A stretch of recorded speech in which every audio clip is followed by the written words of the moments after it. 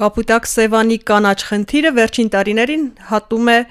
վտանգի կարմիր աստիճանը։ Ինչպիսի դրսևորումներ կունենա Կապուտակ Սևանն այս տարի։ Հարցի շուրջ այսօր կզրուցենք Կենդանաբանության և հիդրոէկոլոգիայի գիտական կենտրոնի ավագ գիտաշխատող Լուսի Համբարյանի և Արմեն Թախտաջյանի անվան բուսաբանության ինստիտուտի առաջատար գիտաշխատող Իվան Գաբրելյանի հետ։ Բարև ձեզ։ Բարև ձեզ։ Շնորհակալություն ծովահայերին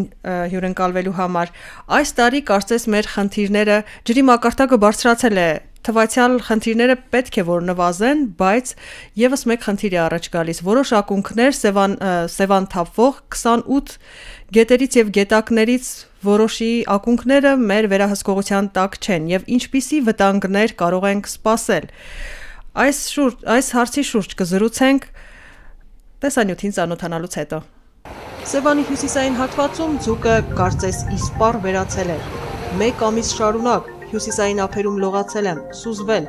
եւ միայն մեկ անգամ ձկնիկ տեսել, բայց դեռ ուտելու բան կար, խեցգետինը։ Հեռվում երևում էին նավակները, որոնց տերերը մեծ ցանցերով էին խեցգետին որսում։ Վաճառում էին ընտանիքի ապրուստն ապահովում, բայց լճի մաքրության մասին չէին մտածում։ Հաճախ հանդերձանքով ու ակվալանգով զինվելով ընկերներով սուզվում էինք մեր հանապազորյա խեցգետինը որսալու, օրվա ընթրիքն ապահովելու համար, հետն էլ ուսումնասիրում խեցգետինների վարքագիծը, օրինակ բնի մոտ ու բնից հեռու, տարբեր խորություններում։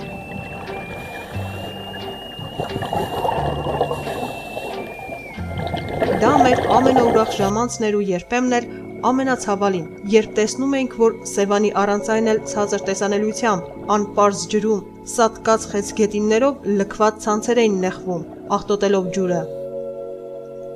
Լքված ցանցերի առկայությունը շատ ծանր էր տանում մեր ընկերներից Արտակ Էլմասակյանը եւ մեր ժամանցի օրակարգը փոխվում էր։ Արտակի նախաձեռնությամբ նախ մաքրում էինք լիճը, հետո հանգիստ խղճով խարույկ, խեցգետին, գարեջուր, լուսնի արտացոլանք հանդարտ Սևանում։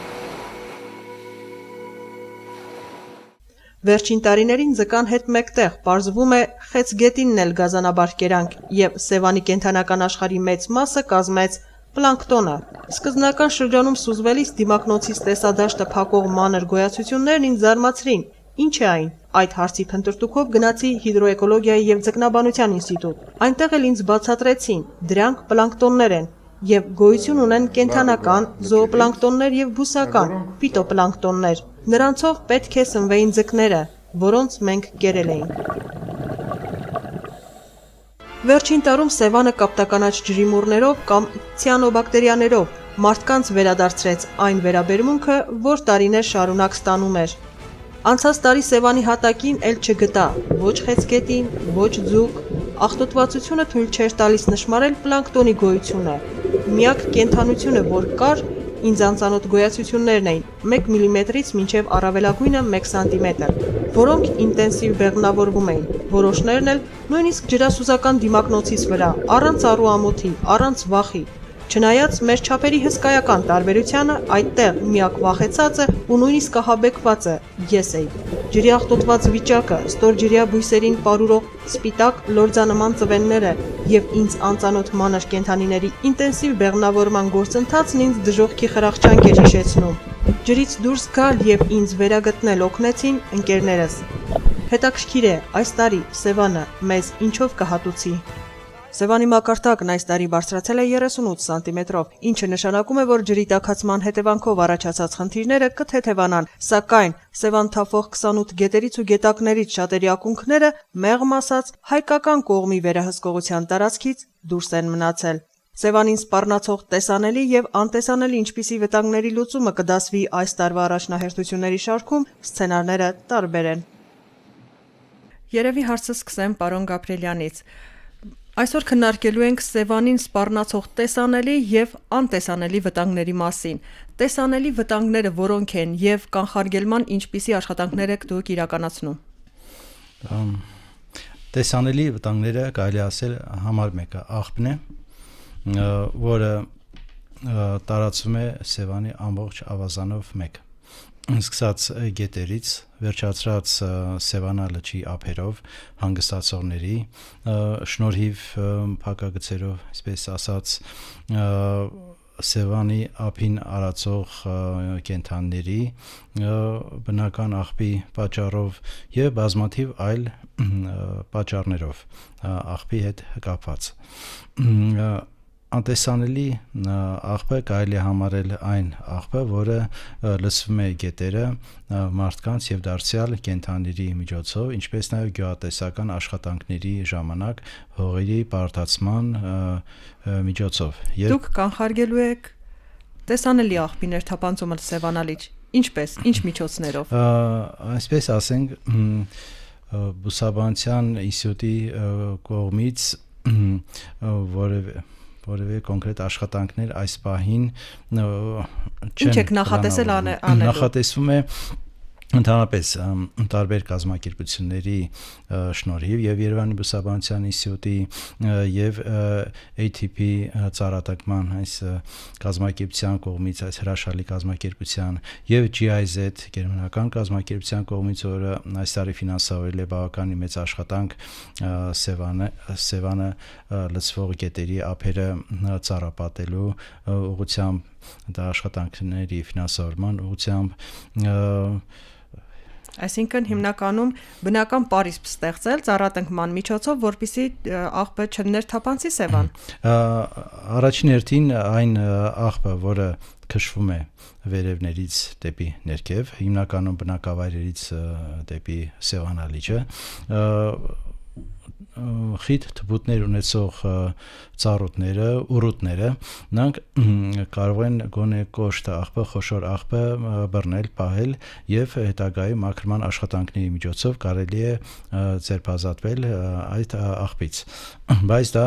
կրում է իհարկե ժամանակավոր բնույթ կամ դա մի փոքրիկ մասն է այն աղբի, որը ծառերը կարող են պահել եւ որը մարդը կարող է չթողնել, որ հասնի դեպի լիճը։ Եվս մեկ քայլ է Սևանը պահպանելու համար։ Այո։ Իսկ կա որևէ երկրի փորձ, որ ուսումնասիրել եք։ Կարելի ասել բոլոր զարգացած երկրները ունեն այնպիսի բնական ծառուտներ, գետամերձ անտառներ, թփուտներ, որոնք կարող են դա պահել, բայց զարգացած երկրներում աղբը թափելու խնդրեմը արդեն ինքնին պետք է որ բացակայի, իսկ այն երկրները, որոնք այնքան մեծ ուշադրություն չեն դարձնում աղբի խնդրին, իհարկե այնտեղ դա ակտուալ է։ Առավել քան կարևոր է մեր համար ուրեմն։ Այո, մեր երկրի նման երկրի համար իհարկե դա շատ կարևոր է։ Դա միայն այն մեկ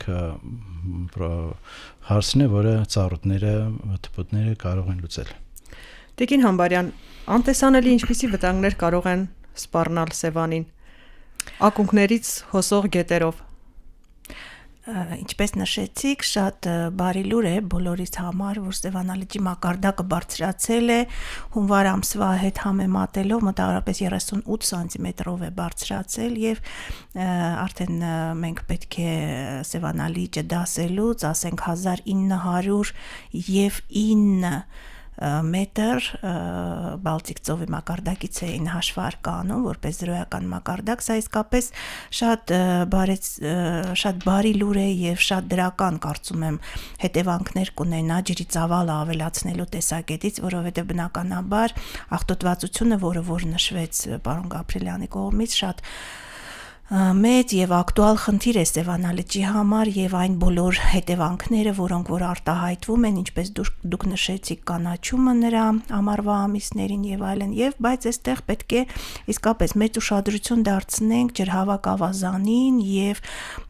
բոլոր այն հետևանքներին, որ ազդեցություն են թողնում Սևանալիճի էկոհամակարգի վրա։ Մոտավորապես 28 գետակ են ներհոսում դեպի Սևանալիճ, մեկն է սկիզբ առնում, դա Հրազդան գետն է, եւ Սևանալիճի ջրհավաք ավազանի էկոլոգիական վիճակը գնահատելիս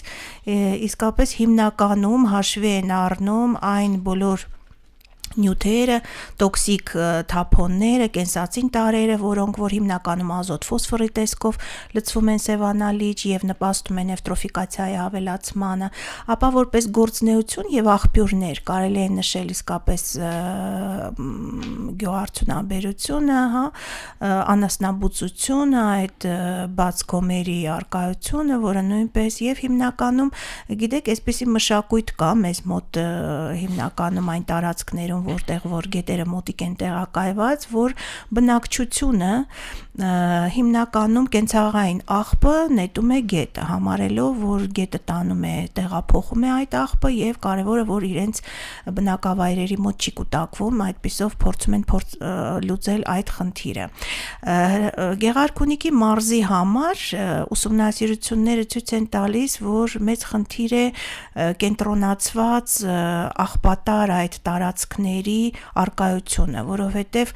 ժամանակ առ ժամանակ ինքնաբուխ ինչ-որ տարածքները վերածվում են աղբանոցների եւ այնտեղ քանի որ գետերի հուների մասին է խոսքը։ Գետերի հուների մասին է, այո, որոնք որ շատ աղտոտված են եւ շատ մեծ խնդիր է դրվում, հաճախ քննարկվում է գիտնականների կողմից, հատկապես ձկնագետի ակունքը, այլ գետերի ակունքները, որոնք որ ձվադրավայր են հանդիսանում տարբեր ձկնատեսակների համար։ Ապա տեսեք, այստեղ հաճախ մենք խոսում ենք նաև ձկնային ռեսուրսների անկման հետ կապված, թվականակի փոքրացման հետ կապված, բայց անցած տարվանից նաև խեցգետնի պաշարների անկման։ Այո, խեցգետինը գրեթե համարում են, որ ամբողջությամբ սպառված է այդ պաշարը եւ դա գերորսի արդյունք են համարում եւ այստեղից եթե որպես լճաբան կարող եմ ասել, որ քանի որ խեցգետինը հատակային կենդանի է եւ սեդիմենտի այդ փոխանակման տարբեր գործառույթերի հետ մեծ նշանակություն ունի, ապա այստեղ նաև սեդիմենտի հատակի աղտոտվածության մասին կարող ենք խոսել այս տեսակի վերացման հետ կապված, որովհետև սննդային շղթայում բոլոր օղակները ստույգ ունեն իրենց դերը, նշանակությունը եւ ցանկացած օղակի բացակայություն բերում է որոշակի խախտումների։ Ապա գետաբերանների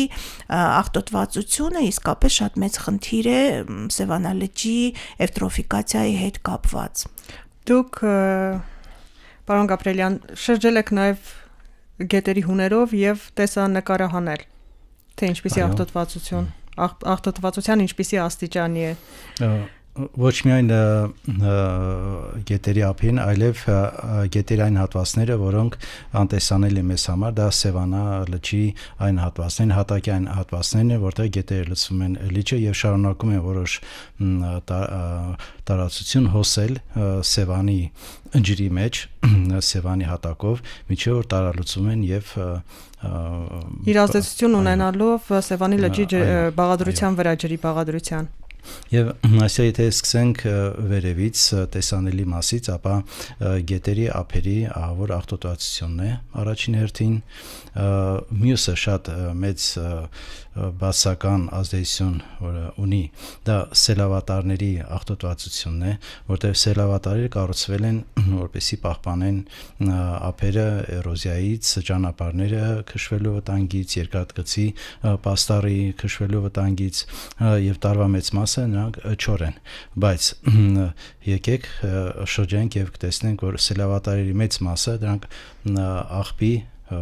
աղբը թափելու տեղ են։ Սևանի խնդիրներից դա տեսանելի խնդիրներն են, բայց այս տարվանից մենք կանգնում ենք մեկ այլ անտեսանելի խնդրի առաջ, երբ մեր գետերի ակունքներից ներթափվող գետերի ակունքների շատերը արդեն մեր վերահսկողության տակ չեն, հայկական կողմի վերահսկողության տակ չեն, դրանք Մասրիկ, Վարդենիս, Կարճախբյուր, Ծակքար, Սոտկի վտակը եւ եւս միգուցե մի քանի վտակներ, այնտեղ ռազմատեխնիկա է տեղակայված եւ արդյոք որևէ նյութերի, վնասակար նյութերի ներթափանցման վտանգ կա դեպի Սևանալիճ եւ առանց այն էլ ոչ բարվոք վիճակում գտնվող ջրի բաղադրությունը ավելի վատթարացնելու։ Ինչպես ենք վերահսկելու կամ ինչպես ենք անելու, որ կանխենք վտանգը, կա նման ուղիներ, թե միայն դեռ մտավախություններն է։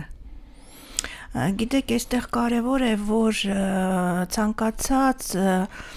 պատերազմային իրավիճակ հատկապես մեծ նշանակություն թողնում է էկոհամակարգերի վրա, անգամ այդպիսի շատ լայն ուղղություն կա եւ շատ խորացված էկոցիդ է կոչվում, երբ ոչնչանում են էկոհամակարգեր, այսինքն գենոցիդ մենք գիտենք, հա, սա էկոցիդ է, երբ այո, ֆոսֆորային ռումբերի օգտագործումը, կիրառումը պատերազմական իրավիճակի արդյունքում որոտան եւ արփագետերի ակունքային այդ հատվածների անորոշ կարգավիճակը, որովհետեւ այնտեղ շատ մեծ ցանց է ջրային ստորգետնյա աղբյուրների, որոնք սնուցում են այս գետերը, որոնք Հայաստանի Հանրապետության համար, հատկապես Որոտանը, շատ մեծ նշանակություն ունի, որովհետև գիտենք, որ մեր էներգետիկ համակարգի գրեթե ամբողջությամբ կարգավորողն է այնտեղ այդ ջրամբարները, որոնք որ կառուցված են։ Ինչ վերաբերում է Սևանա լճի ջրհավաքավազանին, այո, այդ մասին բարձրաձայնվում է, որ այժմ հիմա շատ այդտեղ կասկածելի եւ պայթյունավտանգ այսպես իրավիճակ է ստեղծված սահմանների հետ կապված, հա, այս անգամ բախումներ են արձանագրվում եւ տեսեք շատ հետաքրքիր պատկեր է ստացվում այն առումով, որ գիտնականները որոշակի ժամկետներ ունեն, երբ մոնիտորինգ են իրականացնում, հատկապես բիոմոնիտորինգի հետ կապված, նրանք տարբեր արշավներ են կազմակերպում այդ ջրհավաքավազանը գնահատելու էկոլոգիական իրավիճակը եւ լրացնելու տվյալների շտեմարանը։ Ապա օրինակ այսօր մեր գիտնականները գտնվում են ջրհավաքավազանի հատվածում այնտեղ ուսումնասիրություն են անում, բայց նախապես որոշված է, որ որոշ գետերի, ինչպես դուք նշեցիք, դա Վարդենիքն է, Մասրիկն է, ակունքներ չեն բարձրանալու հետազոտություն նմուշարում անելու զուտ անվտանգության պատճառներով, բայց գետերը ուսումնասիրվում են։ Միգուցե մեր գիտնականներն էլ մեր զինվորների նման գերինքն են։ Այո, շատ վտանգավոր է, որովհետև այդ լուրերը բնականաբար խոսում են այն մասին, որ անվտանգ չի եւ ոչ մեկ չի կարող երաշխավորել, որ նրանք այնտեղ հանդիպելով, հա, հակառակ պետության ներկայացուցիչներին, հատկապես զինվորականներին, որևիցե մի միջադեպ չի արձանագրվի։ Ուզում եմ նշել, որ գետերը ուսումնասիրվում են 3 կետերով, որոնք որ հիմնական են եւ բնութագրում են էկոլոգիական վիճակը, դա ակունքն է, դա միջին հոսանքն է եւ գետաբերաններն են, որոնց մասին խոսեցինք, շատ կարեւոր են, բայց ակունքները նույնպես շատ կարեւոր են, որպեսզի կարողանանք արձանագրենք, հիմնականում ակունքները համարվում են ավելի քիչ անտրոպոգեն ազդեցության տակ գտնվող եւ համեմատաբար մաքուր, այսինքն ֆոնային են համարվում եւ այս տեսակետից կարեւոր է նրանց ուսումնասիրությունները։ Տվյալ պահին ես կուզենայի ուղղակի նշել, որ հետաձգել այդ աշխատանքները հնարավոր չէ, որովհետեւ գիտնականները քաջ հասկանում են, որ ժամկետները բաց թողել մենք չենք կարող, պարտադիր պետք է լրացնենք դա, բայց դրա հետ մեկտեղ սեզոնի հետ է կապված։ Այո, դա սեզոնի, դա հիդրոբիոնտների վեգետացիայի, ակտիվության, բազմացման հետ կապված է, որ պարտադիր պետք է ուսումնասիրվեն եւ բաց թողել մենք չենք կարող։ Եվ այստեղ դուք երբ որ նշում եք, որ որոշակի վտանգներ, որոնք որ սպառնում են մեզ, եթե ակունքները, հա, գտնվում են թշնամու, այսպես կառավարման դաշտում, իհարկե երկրագնդի վրա շատ երկրներ կան, որոնք որ որոշակիորեն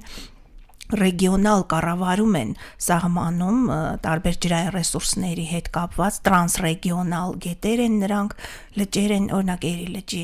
օրինակը շատ լավ օրինակ է, երբ երկու տարբեր պետություններ կառավարում են, բայց այստեղ համագործակցություն կա եւ ծրագրերը համալիր են իրականացնում։ Մեր մեջ երկխոսություն ու համագործակցություն առավել եւս հնարավոր չէ, չկա երկխոսություն եւ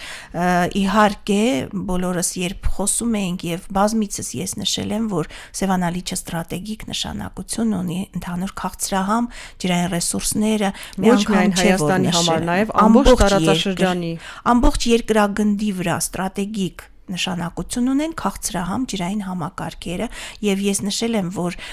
ՆԱՏՕ-ի նման կազմակերպությունն է հովանու ներքո կանգնում, ինչու որովհետեւ համարվում է, որ պատերազմային իրավիճակներում, կոնֆլիկտային իրավիճակներում պարտադիր ջրային ռեսուրսները խոցելի են դառնում, իսկ սա բնակչության օգտագործման եւ գոյատևման առաջնային ռեսուրսն է։ Իսկ որևէ միջազգային գիտական հանրույթի կողմից եղել է առաջարկ համատեղ ինչ որ մոնիտորինգի թիմ ստեղծելու, որպիսի չլինեն մենակ միայն հայերը եւ վտանգի չենթարկվեն միայն հայերը, այլ լինի միջազգային բնապահպանական գիտական ընկերություն, որը մոնիտորինգ կանի, կմիանա հայկական թիմին։ Ինչ նկատի ունեք ճշգրտելու, թե կառավարման տեսակետից, որտեղ ջրային ռեսուրսները պետք է ճիշտ կառավարվեն։ Այսինքն կառավարում մենք ինչ ենք նկատի ունենում, ինչ օրինակ մենք ունենք Ադրբեջանի հետ ծավալային այդ սահմանային ունենք ջրամբար, որ մենք այս պատերազմային իրավիճակում կարծես թե 50-50 պետք է ջրօգտագործումը լիներ, բայց չէին օգտագործում, որովհետև մեր կողմից եւ նրանց կողմից նույնպես զինուժերի կողմից թիրախավորված էր դա։ Այսինքն դուք նկատի ունեք, երբ կա պայմանավորվածություն եւ կարող են այդ հարցը։ Հա, այդ հարցերը լուծում են իհարկե միջազգային կառավարման մեխանիզմներ կան, որտեղ որ ինչպես ճիշտ նշեցիք, որ երկու պետություն նստում եւ սահմանում են որոշակի օգտագործման, պահպանման, հետազոտության պարտադիր այն քայլերը, որոնք որ պետք է իրականացվեն այդ ջրային ռեսուրսների նկատմամբ։ Բայց հաճախ վտանգների մասին խոսելուց այսօր օրինակ, եթե անցյալ դարում կարող են խոսել նրա մասին, որ կարող են ջրային ռեսուրսները թունավորվել, հա, թշնամու կողմից եւ խոցելի դարձնել բնակչությանը։ Ինչի նախադեպը եղել է։ Ինչի նախադեպը եղել է, ես լսել եմ նաեւ Արցախի արտգործնախարարի այդ ելույթը, երբ ասում է, որ Ստեփանակերտում 2 անգամ տեսել են, քան որ ակունքները այդ ջրհավաք ջուր բերող ակունքները գտնվել են թշնամու հովանու, ապա գտնում են, որ բնակչությանը թունավորել են։ Մեզ մոտ Սիսիանում այդ դեպքը, որ եղավ, մի անգամից 340 հոգի հայտնվեցին հիվանդանոցում եւ սա հետո պատճառաբանվեց, որ ինչ որ համաճարակ է տեղի ունեցել, բայց սա սկիզբն էր այս անախորժ զինվորական իրավիճակի, որը որ տիրում էր այդ ակունքներում, ջրհավաքի եւ որոտանի ակունքներում, բայց այսօր կան շատ քաղաքակիրթ ձևեր, որպիսի բնակչությանը զրկել իրենց հասանելի ջրային ռեսուրսներից։ Դա հիմնականում պատվարների եւ ջրամբարների կառուցապատումն է այն երկրի կողմից, որը որ տիրապետում է ակունքային այդ հատվածներին։ Հիմա դուք պատկերացրեք, եթե ամբողջ այդ տարածքով մենք ասում ենք, չէ, այն մասին, որ պատերազմից հետո որոշակիորեն փոփոխվել է մեր սահմանները, շատ ավելի երկարել եւ քարտեզը կարծես փոփոխվել է, չնայած այդ մասին։ Այսինքն մենք միգուցե որոշ ջրային ռեսուրսներից, վտակներից ու գետերի ակունքներից կարող ենք զրկվել այդ վտակներից, որտեղ դա հայտնի փաստեր են, երկրագնդի օրինակներ կան, երբ Չինաստանն Թուրքիան սարքում է պատվարներ եւ ջրամբարներ անդրսահմանային, այո, որը որ ծրագրով է ինչի շրջանակներում նաեւ ջրասույզ է անում այն պատմություն այն տեղերը, որտեղ հին շատ հնագույն հայկական վկայություններ կան, որոնք որ արդեն ապացուցել այլևս հնարավորություն չի լինի եւ դրա հետ մեկտեղ ամենակարևորը, որ գիտենք, որ 21-րդ դարը ՄԱԿ-ի կողմից հայտարարված է որպես քաղցրահամ ջրի պրիորիտետի առաջնայնության դար, որովհետեւ սա այն ռեսուրսն է, որը ոչ մի բանով փոխարինել մենք չենք կարող, բայց դրա հետ մեկտեղ այս ռեսուրսը ամենակենսական ռեսուրսներից է, որը որ անհրաժեշտ է կյանքի պահպանման համար։ Սա մեծ վտանգներ է պարունակում իր մեջ եւ ես կարծում եմ,